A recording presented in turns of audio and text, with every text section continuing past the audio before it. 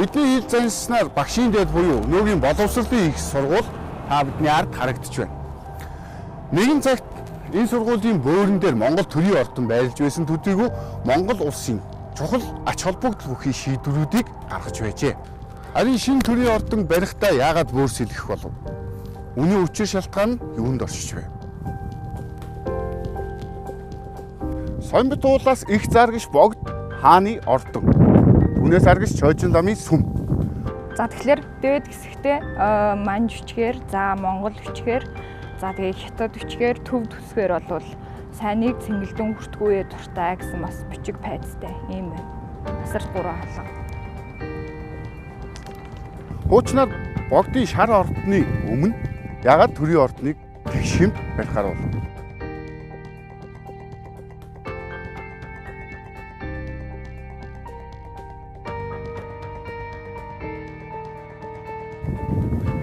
Эдгээр байгууламжуудыг тэгш хэмт барьсан шалтгаан нь юунд оршиж вэ?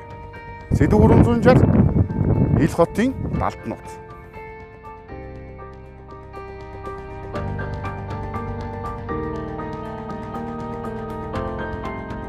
Ер нь бол хот байгуулалтын хувьд бол их тохиромжтой газар. Манай одоогийн төрийн ордон бол тэр шар ордноос чиг харалдаа болооч яг урагшаа арай өөр байрлал урд байгуулсан байдаг. Яг урд талд нь Шойжин ламын сүм үзээ байгаа юм. Төрийн зохиосны өргөө. За тэгээ урагшлаа богдын ногоо ордон. За тэгээд ногоо ордон, цагаан ордонны харалдаа газрын уулан дээр нь хожим нь соён бүт тэмдэгэ байгуулсан юм да гэж. Өөрөөр хэлбэл богд одоо хаан богд одоо болоод үндсэн шийтэн болгож бүх одоо төрийнхээ нийслэлийн төрийн ордноо болоод нээттэй байхаар урагшин одоо ингэж задгаа аргасан. Ийм одоо тэнхлэг гол таны тэнхлэг гэж яриад байгаа тийм учиртай. Тэгэхээр нийслэл хүрээ гэж нэрлэгдсэний учир бол суурьшлынх нь хэлбэр тойрог хүрээлж суурьшсан учраас тухайн суурьшлынхаа хэлбэрээр ингэж нэрлэгдэжээ. Нийслэл тойрог хот гэсэн шиг нийслэл хүрээ гэж бид нар ойлгох нь байна. За тэгэхээр тухайн үедээ бол 1912 онд Богдхоонт Монгол улсын нийслэл хот 2 хүрээ байжээ. Гандан гэрчлийн хэдэг тойрсон хэсэг бол баруун хүрээ ертөнцийнхэн зүгээр. За хааны төрийн шар ордон буюу одоогор бол засгийн газрын ордон шиг улс төрийн үйл хэрэг эрхлэх тэр ордныг тойрсон хэсэг бол арай том хэмжээтэй. За тэгээ зүүн хүрээ гэж нэрлэгдэх нь байна. За тэгээ гол тэг дундаа хааны одоо төрийн шар ордон. Дунд гол за Богдхан хайрхан уул хоёрын завсар хэсэгт бол хааны 3 ордон байрлаж байжээ. Хааны өндгөн сүргийн бэлчээр гэж. Энэ бэлэгдэл талаасаа тухайн цаг үеийнхээ үйл ажиллагааныхаа тухайд хот төлөвлөлтийнхөө үүднээсээ л ингэж л байршлан тогтоогдсон л байх шиг байгаа юм л да. Их тэнгэрийн амны хадны зураг гэж дэлхийд даяар алдартай хадны сүг зураг байдаг юм аа.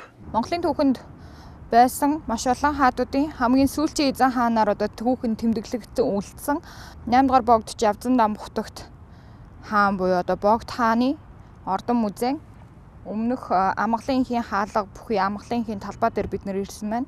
Анхнаасаа 13 хүрээ, аглын 13 хүрээ гэж ярьдаг. Отгоогууд явахдаа хүрээлж будаг. Тэр дэг бас үлдсэн байгаа юм. Хүрээ гэж 13 дугаар зууны ихэнх хүртэлх үеийн Монголын овг аймагуудын засаг захиргаа, цэргийн зохион байгуулалтын үндсэн нэгж байв. Монголчууд эрт цагаас эхлэн овг хүйгээр нэгдэж өвсний шим, усны тунгалгийг дагж нүүдлэх бөгөөд буудлахтаа овгийн ахлагчийнхаа өргөөг төв дундаа байрлуулж бусад нь тогтсон дэгээр тойрч дуур нь буудаг байснаас үүдэн хүрээ гэж нэрлэдэг байжээ. Нөгөөтэйгүр хүрээ нь гинтийн халдлагаас хамгаалсан тогтолцоо байв.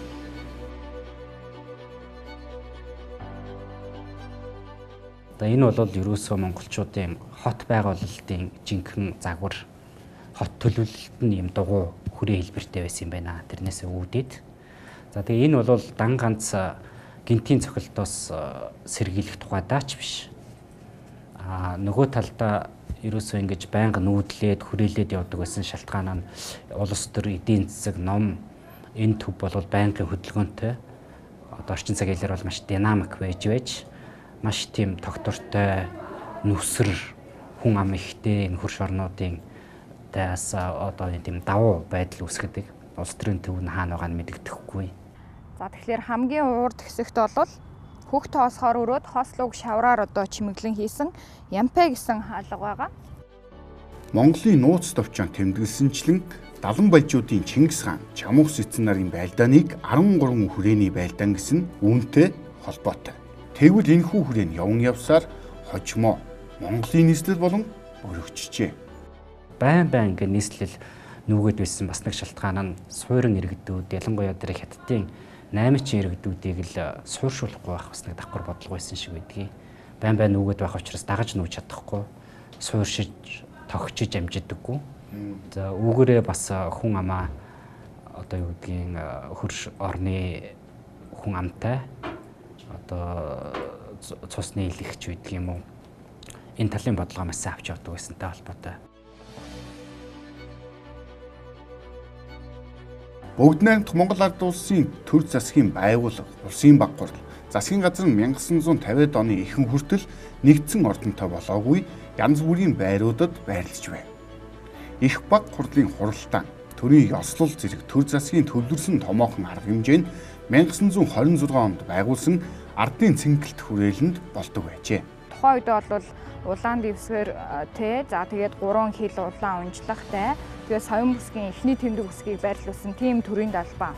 Ардын цэнгэлтэх хүрээлэнгийн архитектур бол Монголын үндэсний уран барилгын уламжлалтай нэгт холбоотой гэр хэлбэртэй байсан байна. Тэгвэл та бидний харж байгаа төрийн ордныг 1947 онд барих ажлыг нэхлүүлж 1951 онд бүрэн ашиглалтанд оруулан хүлээлгэн өгсөн байна. Чой усан даргын 1-р орлогч байсан Сүрэн Жууга 1998 онд өгсөн ярилцлагада тухайн үед төрийн ордныг байгуулах зураг төслийг боловсруулахын тулд гадаадын болон дотоодын хаадын ордон уламжилт хэв загварыг судалж үзжээ. Тэгвэл өөр нэгэн яриагаар төрийн ордны зураг төслийг анх боловсруулахдаа хас тэмдэгтэй байсан гэх яриа бий. Тухайн үед Гитлерийн гэгдэж байсан хас тэмдгээр монголчууд төрийн ордноо барихаар зохион бүтээсэн байж болох уу? Тийм тохиолдол байх бий боломж бий юу? Энэ дээр үеэсэн богдын одоо мөргөлийн том талбай байсан. Энэ дээр яахрахгүй одоо ардын журам цэрэг хурч ирээд зогсоод энэ дэрийн хурал хийгээд ардын хувьсгалыг бол зарласан тодорхой байгаа.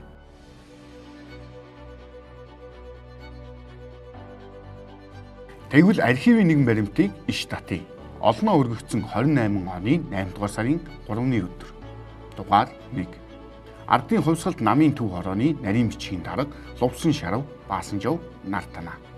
Хот хөдөөгийн зарим ардуудаас хашааны хаалга ба гэрийн үүд, малын эм тэмдэг зэргүүдэд хас тэмдэг хэрэглэх явдал олонтой байх бөгөөд энэхүү тэмдэг нь харгас хөрөнгөтөн нарын тэмдэг болох тул манай хувьсгалт ард түмнээс үүнийг хэрэглэх нь нийлэмжгүй тухай хотыг захирах яамнаас 31 тоод тушаалаар хэрэглэж үл болохоор залсан боловч мөн хിവэр үргэлжлүүлэн байх учраас энэ тухай суртал таниулахын ажлыг ардын дотор явуулан ийхүү хэрэглэх явдлыг бүр мөсөн зогсоож дагаж явуулахыг эрсвэ.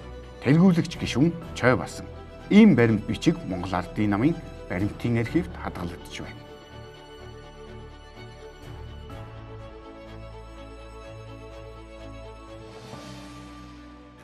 Эндээс үзэхэд Монгол Ардын намын хороод хас тэмдэг бүхий тамга тэмдгийг өргөнөөр ашиглаж байсан ч хоригдсон байна. Тэрч бүхэл нэгдэлч хөдөлгөөн өрнөсний дараа малчдыг адуу малаа хас тэмдэг бүхий тамгаар тамгалахыг хоригложээ. Ийм тохиолдолд коммунист төрийн удирдагч хас тэмдэг бүхий ордон бариулна гэж юу? Ялангуяа дэлхийн 2 дугаар дайны дараа бол бүрчүүгүй. Чойжламсэн.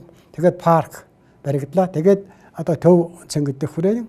Тэгээд цаашаа одоо заасан толгой ингээд бүх мэд нээлттэй байхаар ингээд төлөвлөж байсан юм аа. Гэтэл одоо энэ төлөвлөлт үндсэндээ одоо 90 он хүртэл мөрдөгж яваад үүнээс хойш бүх юм алдагдсыг та бүхэн одоо харж байгаа. Харин зөвлөлт холбоот улсаас авчирсан төрийн захиргааны барилгын бэлэн зургийг засгийн газрын комиссны хягтлан үзээд Монголын нөхцөл байдал уламжлалт тохируулан зарим өөрчлөлт хийлгэжээ. Үүнд Монгол инженер Мото, уран баримлчин Чоймбл нар их үүрэг гүйцэтгэсэн бөгөөд тэд барилгын хаалга, эмжээр баган зэрэгт Монгол хэлбэр маяг оруулжээ. Тэгээ ер нь яг бидний нөгөө социализмын үе гэж муулаад идэг үед маш олон хөшгөө дурсгалуудыг хараад ахт их дөнгөн дээрээ л яг одоо тийм коммунизмын утга агуулгаар тайлбарлаад байсан болохоос биш цаад далд утгандаа бол уламжлал соёлынхаа нэг маш сайн хадгалаад агуулад явсан юм ажиглагдаад байдгийн шүү. Ордны барилгыг 300 Японы олзлогдсон зэрэг засан хүмүүжүүлэх газрын 4000 хоригдлын гэрээгээр иргэдээс 400 ажилчдыг хөлсөөр авч ажилуулан бариулсан байх юм. Хачирхалтай нь 1949 оны 100 таазан тавигдаж дууссан барилгын модон эсгүүд нь шатаж зөвхөн төмөр, төвийн эсгүүд нь үлдсэн байна. Ахмад барилгачин Жандсан самбууга энэ тухай ончиг бит хоёр барилгыг нусан хэсэг дээр гараад бууж чадахгүй дүүжингээр бууж байлаа. Барьсан хэсэг нь шатсны дараа барилгачдыг жигдрүүлж дотоодын 300, гадаадын 500 хоригдол, хөлсний ажилчин 400, бүгд 1200 хүн ажиллаж ордны барилгын ажлыг дуусгасан юм гэж тэмдэглэн үлдээсэн байна. Манайх хот чи тойргийн зохион байгуулалт. Тэр уламжлалт нь одоо хүртэл явж шүү дээ. Баг тойрог, их тойрог гэдэг. Өөрөөр хэлбэл энэ газар зүйн нөхцөлд өөрөө тийм тойрог хэлбэрийн зохион байгуулалтанд их тохиромжтой тийм л газар юм шиг байгаа юм. Анхнаасаа тэгж хэлсэн. Тэгэхээр уламжлал ингээд дагаад идэг. Шин юм, цоо шин юм орж ирээ бид нар дөрвөлжиг гудамжтай хийн гэж үндсэндээ бас болдог. Энэ талбай бол ийм одоо нээлттэйгээр уршаага зайсан толгой гол тэнглэг болгоод энэ талдаа бол тэр умаа хүн толгой гэж одоо таны асуулаа. Одоо тэр түүхийг би одоо хэлнэ. Энэ толгой ягаад голлуулаад энэ талдаа их тэнгэрийн ам би бодохноо бол тэр хадныхаа зургийг хэлэх гэдэг шүү дээ. Энэ бүхнүүдийг чинь ягаад уршаага одоо нээлттэй, нийсийн нээлттэй байхаар одоо ингэж зааж өгөөд энэ ийм газрууд байх хэрэгтэй гэж маршилж явсан бүр одоо өөрөө зааж одоо гаргасан гэж байна. Тэгээд энэ дээр чинь бол одоо 1945 оноос эхлээд засгийн газрын ордон тэн хоймортод барьсан. За тэгээд энэ байгууллагатаа зүгээр энэ бурхны гортог тэг. За одоо ингээл тэгшхэн мандал одоо бурхны одоо тэг зургууд байна шүү дээ одоо ингээд хүрээ татаал тэрнийхээ дунд нь дөрвөлжин дата гортог татаал тэгшхэм шугам татаал. Энэ чинь бол ерөөсөн дэлхийн хот байгуулалтуудын ерөөсөн тийм үндсэн зарчим түүх юм. Энийг бол монголчууд айл эрт бас мэддэг байжээ. Энийг бол сүлд Норсоос авсан биш юм. За тэгэл гол зам нь хаа байх вэ? Гол одоо сүм хідэн хаах вэ? Хаана одоо богдын ордон хаадын өргөө байх вэ гэдгээ бүгдийг тооцдог. Харин төрийн ордны бунхан тэндрийг 1954 онд барьсан юм. Одоогоос ердөө 10 жилийн өмнө төрийн ордны шинэ өргөтгөлийг барих болсонтой холбоотойгоор тэрхүү бунхан тэндрийг буулгаж одоо та бүхний харж байгаачлан энэ хүү зохицолборыг барьсан билээ.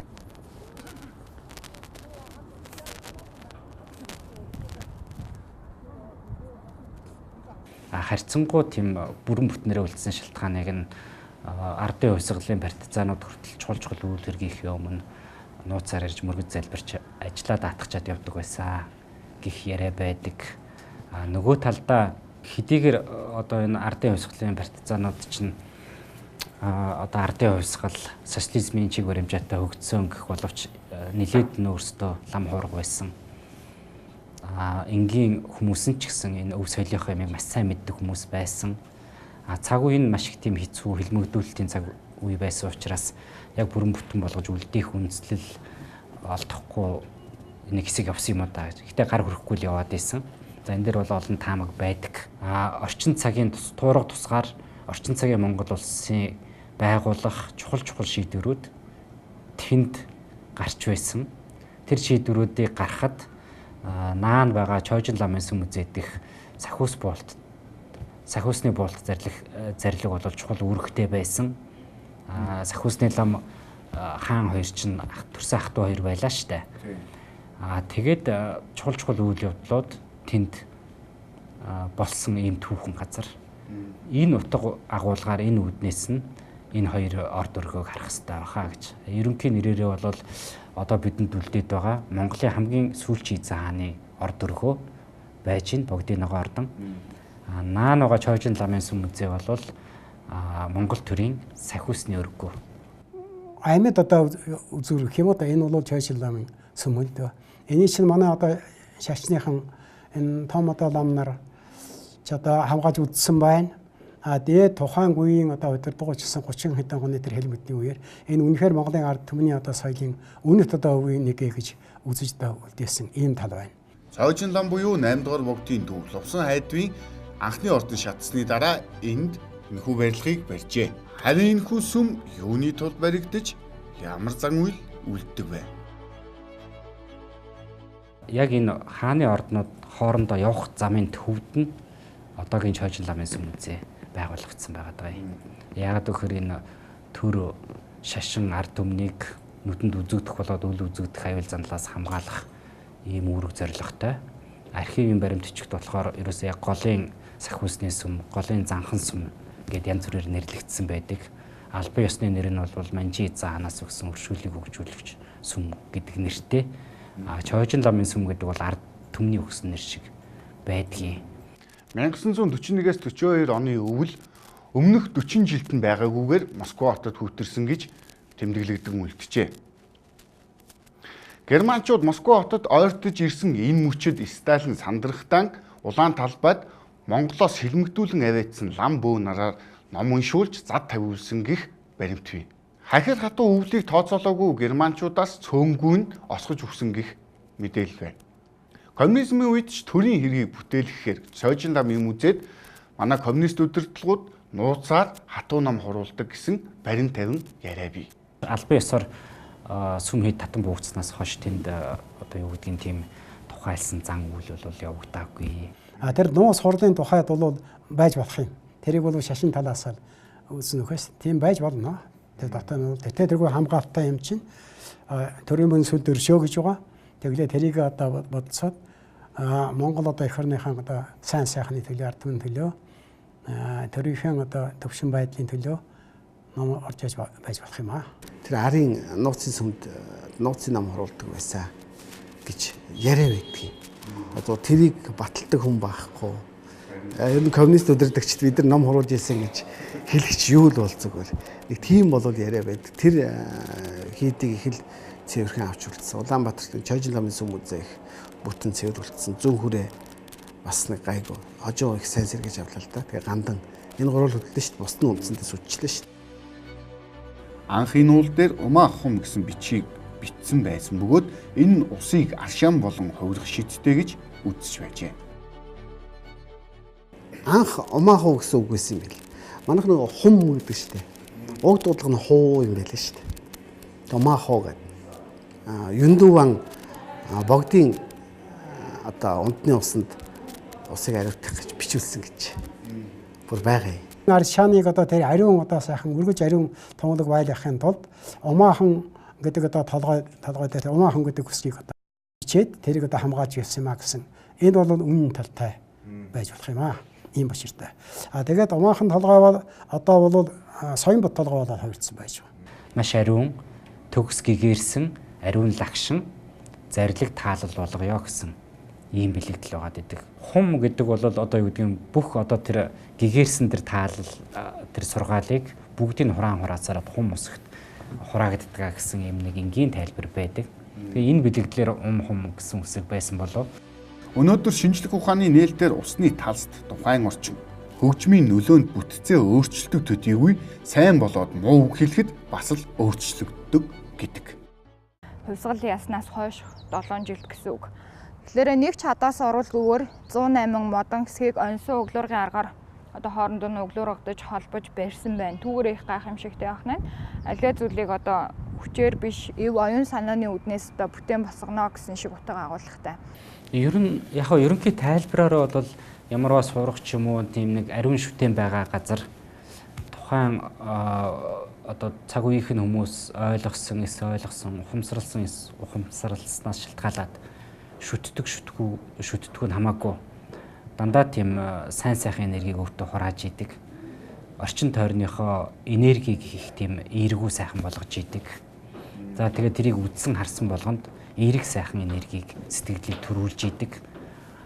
Энэ төдийг өөрөө орон газраа ариулж идэг л гэсэн юм санаа байгаад байгаа юм л да.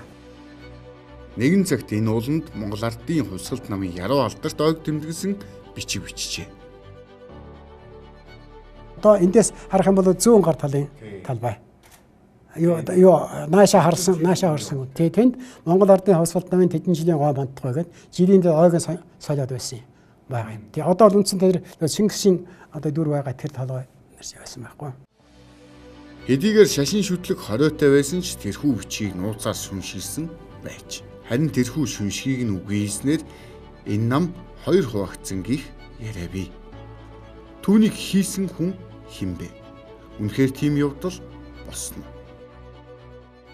Тэгээ хожуу иргэний хөдөлгөөний эд үед Монгол Ардын хувьсгалт нам засгийн ирэх барьж хахад бид нар нэг ярилцж хагаад бас учир мэдэх хүмүүстэй ярьсан юм аа. Энэ нэг шүншигтэй ундаггүй нэг хачин нам болдоггүй талтай юм. Энийг нэг жоохон дарах тийм юм байж болох уу гэсэн чинь бид нар Ленин өшөө гэж бодсон. Тэгсэн Ленин өшөө биш. Тэр бичгийг хар гэдэг. Нэг хавар бид нар эртээ гараад тэрүүгээр яваад тэгээ тэндээс нэг шүншиг үйсэн. Тэрийг нь аваад авахгүй та нар судалж юу гэдэг. Тэг төрүүлж очиж аваад тэгээ хамаагүй юм хадгалж болохгүй юм чи. Тэр яг ном орон тэгээд байхгүй болсон. Тэгээд тэр хавар тэрийг унгаах гэж иргэний хөдөлгөөнөд нэгдсэн байлт гэж үтсэн. Тэгээд арц нам нарийн бичгээр авсан. Тэгээд иргэний хөдөлгөөнийхөө зохион байгуулаад тэрийг авах гэсэн чинь зайсанд хөдөө аж ахуйн дэд сургууль дээрээс малын бом өвчин гарлаа гэж хэлээд гүүрээр оруулахыг хориглоо. Тэгэхэд маршрутын гүүр байгаагүй засвартай гацхан энэ гүүр байсан. Тэрэн дээр цагдаагийн харуулга гаргах чи болдоггүй. Тэгэхээр бид нар хавар юм чинь хөлдүүд нь голоор гараад тэрийг унгаач хийгээд гэсэн. Яг доороо бас нэг зам байсан. Зам сүйдэлчих талтай ч юм магадгүй бид нар болгоомж. Гэхдээ л ямарч сүйдэлч хийгээд гэсэн. Тэгэхэд Сүүбатулдын засгийн газраас яаралтай мөнгө гаргаад тэгээд тэр махна гэсэн бичгийг авч Чингис хааны хөрөг болгосон. Чингис хааны хөрөг болгосон бол бид нар одоо тэрэнд яаж хөрөх вэ? Нийслэлийн их түүхийн нэгэн хэсгийн ганцхан жимээр аялахад ийм байна. Аливаа улс үндэстний хөгжил, хүн төрөлхтний ид шидэнд итгэсэн итгэл, тэмүүлэл, мөрөөдөл нь өнөөгийн өндөрлөгт биднийг хүргэжээ. Тиймээс монголчуудад домгийн сэтгэлгээ Хүнбат шингэсэн байдаг болов уу? Бид ахмадуудын шивнэж ирсэн хууч яриа түүхийн зэрвэсгэн баримтуудыг сөхөхөд иймэрхүү л байна. Сэдв 360 энэ удаад их хотын далд нууц сэдвийн дор та бүхэндээ байлаа.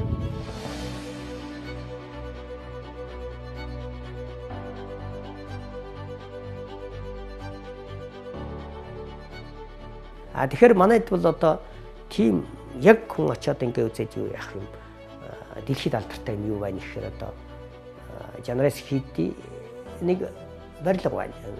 Чингисийн талбай, Сүхбаатарын талбай шиг нэрлээд байна. Аль нь ч болоод байна. Тэгээд одоо энийг талбай. Одоо засгийн газар өмнөх. За зайсан.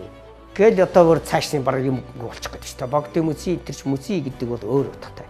Мөсий л доторх юм үзнэ. Тэнд нь хүн амар цугаалаад яваад байх газар биш. Илт утга гэж байна, далд утга гэж байна, нууцын утга гэж байна, машид нууцын утга гэж байна. Тэгэхээр зүгээр нэг тийм соёлын үг гэж нэрлээд байгаа зүйлд нүртэл тийм утгууд байдаг. Ингэж одоо уршаа нээлттэй одоо бүх юм нээлттэй байна. Энэ одоо юу бол. Тэгээ энийг одоо барьсан бол Улаанбаатар өвдөд бас өөр байдлаар харагдах ёстой л. Тэгэл одоо ингээд өндөр одоо энэ Дуур Өдгийн театрын урд талын Шангрилагийн бас одоо юу гэнэ бас нэг өндрийг бас тэр цаана юу гэх тэнгэр юу л нэг заазор шиг одоо юу ярьж ингээд тэгэл уршаага тэр Шангрила мангар одоо өндөр юм чинь бүгдийг хаачлаа шүү дээ. Тэр байтха хаанаас шалс одоо Чойжламан нөгөө шүтээ гол шүтэн нөгөө одоо ардын одоо урлагийн маань одоо өв соёлын гайхамшиг маань гаднаас харагдах байчлаа шүү дээ.